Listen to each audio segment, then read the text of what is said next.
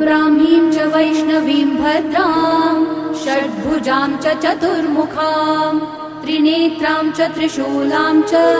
पद्मचक्रगदाधरां पीताम्बरधरां देवीं नानालङ्कारभूषितां तेजःपुञ्जधरां श्रेष्ठां ध्यायेत् बालकुमारिकाम् ओङ्कारलक्ष्मीरूपेण विष्णोर्हृदयमव्ययम् विष्णुमानन्दमध्यस्थम् ह्रीङ्कारबीजरूपिणी ॐ क्लीं अमृतानन्दभद्रे सत्य आनन्ददायिनी ॐ श्रीं दैत्यभक्षरदां शक्ति मालिनी शत्रुमर्दिनी तेजः प्रकाशिनी देवी वरदा शुभकारिणी